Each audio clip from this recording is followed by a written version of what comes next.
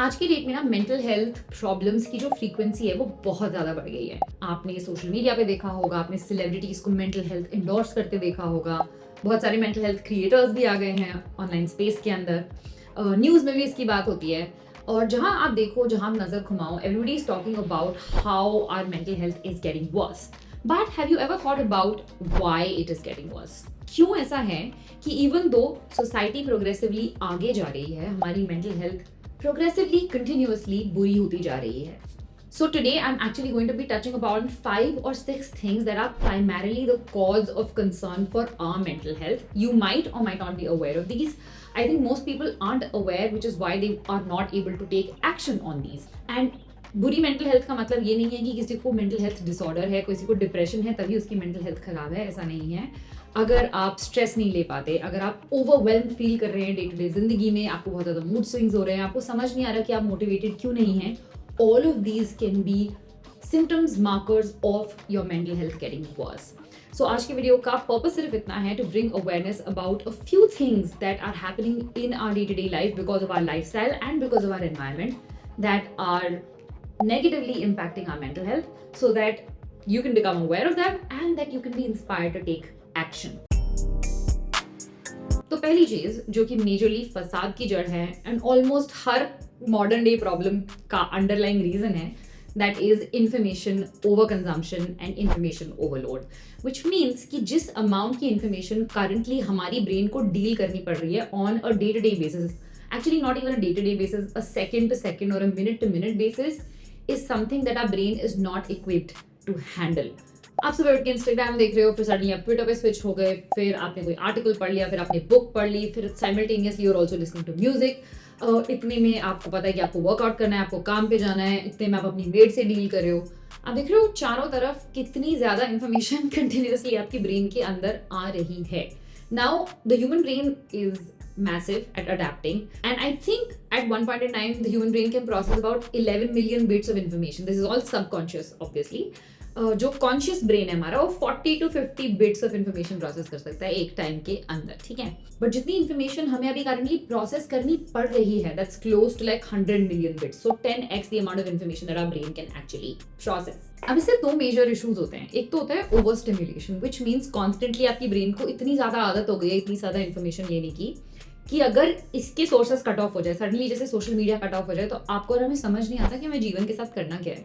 Because our brain is now addicted to those little hits of dopamine that it gets every time it processes a little bit of information and the brain gives it a reward. दूसरी चीज जो इसकी वजह से होती है वो है constant feeling of overwhelm. Because information तो आ रही है लेकिन हम process कर नहीं पा रहे हैं, तो हमारी ब्रेन को कंटिन्यूअसली ना अपग्रेड करने की कोशिश करते रहनी पड़ती है ताकि वो उतनी सारी इंफॉर्मेशन को प्रोसेस कर पाए. अगर आप वीडियो 1.5x या 2x में देखते हो then you have already crossed that stage and you've already gone to a more higher level of processing. But that is not a good thing for your mind. You need periods of silence, you need periods of understimulation so that your brain can continue to process at the speed that it is processing. दूसरी चीज जो कि बहुत बहुत problematic है और almost everyone is going through, specially in the Indian subcontinent, is overworking. ज्यादा काम करना, एक तो जरूरत से ज्यादा काम करना और अपनी हैंडलिंग कैपेसिटी से ज्यादा काम करना. And this applies to students और people who are studying as well, because उनका जो मेंटल लोड है at this point in time, that is much higher than an adult who is working in an office environment. Sorry to say.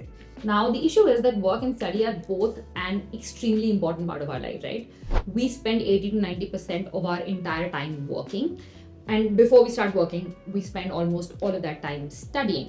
तो दोनों चीजें बहुत important है, लेकिन there needs to be a balance, because अगर balance नहीं हो रहा है तो क्या होता है कि आप पाओगे workers in corporates are chronically stressed. वो टर्न ऑफ ही नहीं कर पाते अपनी ब्रेन को कि जब हम ऑफिस से घर आ गए हैं तो मतलब हमारा काम वाला दिन खत्म हो गया है. फिर again because of all of the information that we are currently receiving social media पे, लोगों को देख देख के जो सक्सेस का मेट्रिक है और सक्सेस को चेज करने की स्पीड है वो बहुत ज्यादा बढ़ गई है. तो लोगों को लगता है कि वो काम करना बंद कर देंगे तो वो उस लेवल पे पहुंच ही नहीं पाएंगे जहां वो पहुंचना चाहते हैं. अब ओवरवर्क करने का या बहुत ज्यादा पढ़ाई करने का या कंटिन्यूसली बैठ के 10, 12, 15 घंटे काम करने का क्या डाउनसाइड है? देखिए कुछ टाइम तक तो आपका बॉडी और माइंड उसको झेल लेगा, आप अडेप्ट भी कर लोगे, बट जो आप अडेप्टेशन करोगे, जिस तरीके से आपका माइंड और बॉडी अडेप्ट हो रहा है वो मैल अडेप्टिव है, right? You are not meant to be working 15 hours a day. Your body is not meant to be sitting down on a chair and studying 15 hours a day. But जब आप ये करने लगते हो continuously, धीरे धीरे करते करते your brain and your body both go towards a state of burnout. ऐसे स्टेज पे पहुंच जाओगे कि आप खुद से काम कर ही नहीं पा रहे हो। इसका फ्लिप साइड ये भी है that a lot of how the society is structured today is geared towards pushing you to overwork. It is as much a societal problem as it is an individual problem. तो तीसरी चीज जो इसमें add करती है, मतलब it's basically like आग में घी डालने वाली बात, वो है ठीक से ना सोना। अब बाकी जो दोनों चीजें मैंने बताई उनका कॉज एंड इफेक्ट रिलेशनशिप है with sleep, right? So if your brain is constantly stimulated, it will find it very difficult to fall asleep. अब हम कंटिन्यूसली इंडोर्स रहते हैं, इंडोर लाइटिंग के अंदर रहते हैं, बाहर जाना लोगों का बंद हो गया, स्पेशली जो लोग काम कर रहे हैं या अगर आप बहुत सारा टाइम अपने स्कूल में बिताते हो या इंडोर्स पढ़ाई करके बिता रहे हो, you're not stepping out, you're not getting enough sunlight, you're constantly in front of screens. आजकल तो पढ़ाई भी स्क्रीन के सामने हो रही है. For people who are working, they तो are constantly for 9-10 hours a day minimum, they are in front of screens. तो blue light जो है आपके melatonin production को affect कर रही है, which is the hormone that makes you fall asleep.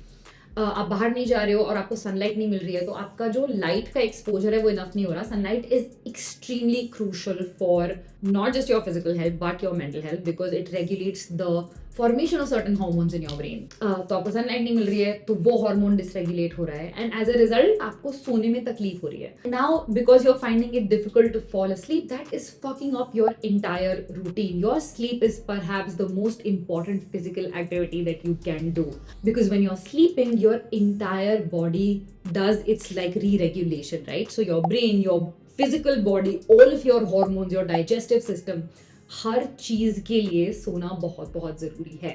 But because हम ये constant over information consumption, overworking के लूप में फंस गए हैं, that affects our sleep, and because you're not getting enough sleep, that affects our mental health. So if there is only one thing that you take away from this video today, let it be that you have to improve your sleep.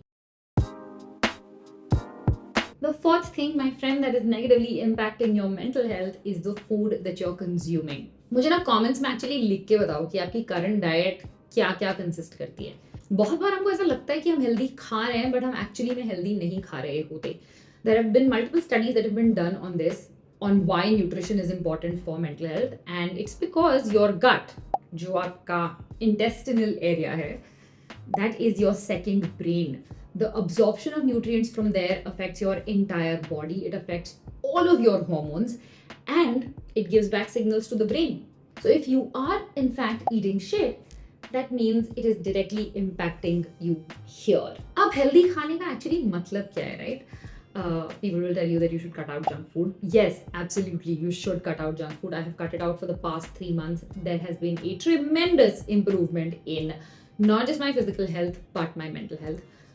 Cut out sugar. Sugar is the biggest problem in today's day and age. Every food that you eat outside contains some form of sugar or the other. एक काम करना, next time जब grocery store जाओगे या shopping करने जाओगे, कोई भी पैकेज फूड होता है ना, उसके पीछे उठा के देखना कि इसके कंटेंट्स में क्या है. I'm listing down the various names of sugars that brands use here, and if your package has any of these things, it means it has sugar. Now why is sugar bad? Because the bacteria in your gut actually get addicted to eating sugar. और जितनी आप चीनी खाओगे उतना उनको addiction होगा. Over a period of time, eating too much sugar messes with, of course, आपके hormones तो ऐसा हो ही रहे हैं, insulin, glucagon जो आपका blood sugar regulate करते हैं, but it also messes with the way your intestine is absorbing food and nutrients. जो ह्यूमन सिस्टम है ना, बेसिकली बहुत ही कॉम्प्लिकेटेड एक मशीन है जिसमें एक छोटा एक्शन भी आपके पूरे शरीर को अफेक्ट कर सकता है, एंड न्यूट्रिशन तो फिर भी बहुत बड़ी चीज है. The fifth thing, my friend, and this is something that most people are aware of but they still don't do, is exercising. Movement is so important for your body, because आप नहीं बने हो 24 घंटे बैठने या लेटने के लिए. The more you just sit and don't do anything with your body, the more your muscles are going to waste, because your muscles are weak. Now your bones are weak, your nerves are weak, and combined with all of the other issues that we just talked about, it is just making all of your hormonal levels go to shit. उठो और exercise कर लो. दिन में अगर आधा घंटा भी निकालोगे तो भी that is better than not doing anything at all. It is so important. Cannot stress the importance of it enough. And exercising has a direct correlation with mental health. किसी को mental health disorder भी होता है, doctors always suggest that they need to exercise because it helps in the production of your happy hormones. It helps in increasing the production of your happy hormones like serotonin, dopamine, which is why जैसे कोई exercise करके आएगा तो उसका mood is considerably better than somebody who is not exercising. तो अगर mental health improve करनी है, कसरत करो. And the final thing that I want to talk about today that negatively impacts our mental health is not addressing traumatic events that have happened, not addressing the effect that they have had on our body and our mind. हमारे साथ कोई भी बुरी चीज होती है ना, उसका impression हमेशा रहता है on not just our mind but also our body. But वो body वाली बात हम बात नहीं करेंगे. You have to understand that the brain functions on a survival instinct basis. ठीक है, कोई भी चीज अगर हमारे साथ बुरी होती है और वो हमें बहुत ज्यादा स्ट्रेस दे रही है तो वो ब्रेन के लिए खतरे की घंटी है कि this is something that is threatening my survival. And because it thinks like that it learns from feedback, right. तो अगर उन्हें लगा कि अगर मैं रिलेशनशिप में गई एंड मेरा ब्रेकअप हो गया और उस ब्रेकअप से मुझे बहुत दुख है, बहुत स्ट्रेस है, तो ब्रेन को लग रहा है कि ये चीज रिलेशनशिप में जाना is a threat to my survival because कल को मैं इतना ज्यादा स्ट्रेस नहीं ले पाई तो क्या, right. And that feedback loop continues for every traumatic event that has gone out throughout your life.